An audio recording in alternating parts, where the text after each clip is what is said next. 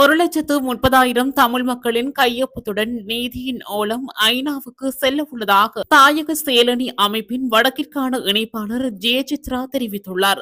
9 கோரிக்கைகளை முன்வைத்து நீதியின் ஓலம் கையொப்ப போராட்டம் கடந்த 23/8/2025 சனிக்கிழமை வடக்கு கிழக்கில் ஆரம்பமானது. குறிப்பாக இந்த போராட்டத்தின் பிரதான நிகழ்வு மனித படுகொலையின் புதைகுழி சாட்சியான யாழ்ப்பாணத்தின் செம்மணியில் ஆரம்பமாகி இன்று முற்பகல் 10:30 மணியளவில் அதே இடத்தில் நிறைவு பெற்றது.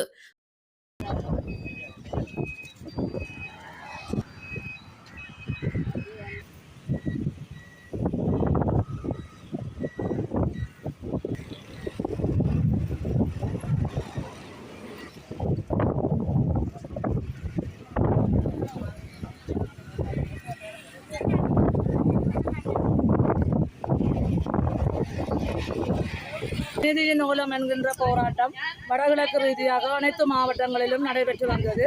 நாங்களுக்கு யாழ் மாவட்டத்தை பொறுத்தவரை அனைத்து இடங்களிலுமே முற்றுமுழுதாக எல்லா மாவட்டங்களிலும் இன்றைய நாள் 5வது முடிவு நாளாக இருக்கின்றது.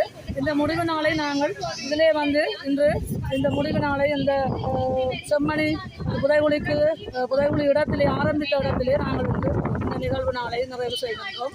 அதற்காகத்தான் நாங்கள் இன்று அந்த ஊடக அறிக்கையை நாங்கள் வாசித்து கொண்டிருக்கிறோம். கிட்டத்தட்ட எங்களுக்கு 1,30,000 கையெழுத்துக்களை நாங்கள் வேண்டியிருக்கின்றோம். இன்னும் சரியாக நாங்கள் எவ்வளவு என்று நாங்கள் இன்னும் கணிப்பிடவில்லை.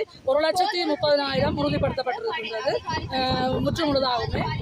அதற்காக நாங்கள் இன்றைய தினம் அனைத்து மக்களுக்கும் நாங்கள் எங்களோடு ஒத்துழைச்ச தாயக சேனனி உறுப்பினர்கள் மற்றும் மக்கள் எங்களுடைய அந்த பேராதரவு தந்த அனைத்து மாவட்ட மக்களுக்கும் நன்றி சொல்ல கடமைப்பட்டிருக்கின்றோம். எங்களுடைய உரிமைகளுக்காக நீங்கள் உங்களுடைய கையெழுத்துக்களை தந்திருக்கின்றீர்கள். தொடர்ச்சியாக எங்களுடைய தாயக சேனனுடைய பணி எப்போதுமே மக்களுக்காக இனம் சார்ந்த இன விடுதலைக்கான பயணமாக எப்போதுமே இருக்கும். எங்கெங்கு மக்கள் பாதிக்கப்படுகின்றார்களோ அந்த இடங்களில் தாயக சேனலின் குரல் மேலோங்கி நிற்கும் என்பதை மக்களுக்கு உறுதியாக நாங்கள் தெரிவித்துக் கொண்டு இந்த நிகழ்வு உறுதியான இந்த கையெழுத்து போராட்ட நிகழ்வு நாளை நாங்கள் இன்றுடன் நிறைவேற்றிக் கொண்டு வருகின்றோம். இதுபோன்ற செய்திகளை உடனுக்குடன் அறிந்து கொள்ள தமிழ் பிளஸ் யூடியூப் சேனலை மறக்காம சப்ஸ்கிரைப் பண்ணுங்க, கமெண்ட் பண்ணுங்க, ஷேர் பண்ணுங்க.